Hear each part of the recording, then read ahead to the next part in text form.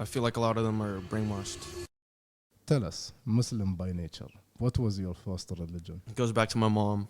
Comes here from China, doesn't know anybody. She met this one friend, Chinese, which eventually brought her into a temple, we call it, Chinese folk religion. So this Chinese folk religion goes back a long way, like back to the emperors and dynasties ago. They're very political people. A lot of them have good intentions. I just feel like they're misguided. Like they will give their own interpretation of what's going on and how the world came to be, and you ask somebody else and they give you a completely different thing. There used to be these ceremonies. There would be a medium, and a spirit would go inside this medium and come basically give their version of a khutbah. And then they will also add in like stuff they shouldn't know, like your personal stuff. And that makes you believe like, whoa, like really something is inside of her. She invites a spirit, a jinn, that goes inside her body and speaks through her, and she basically does not know what's going on. And then when the jinn leaves, they'll like basically collapse, and they need a lot of recovery. So similar to ancient Greeks. They used to do that, to have a female medium.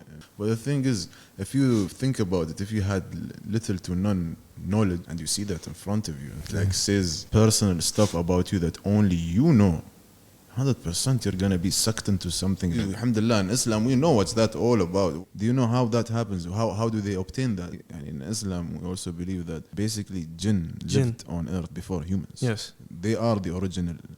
Like we are the aliens, if you think about it. Yes.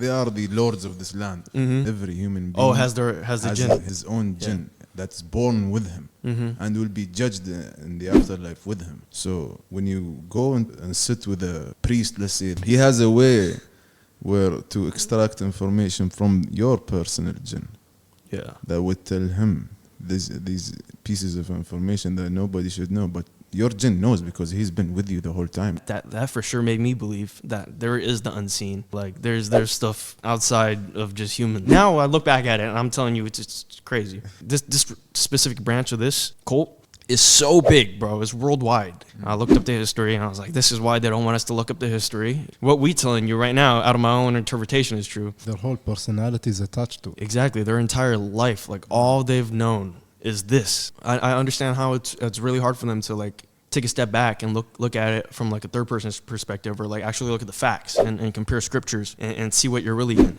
and look at the history. Looking at the numbers and the facts is actually what brought me to Islam. Alhamdulillah, it didn't take much for me to realize, hey, like what's the truth?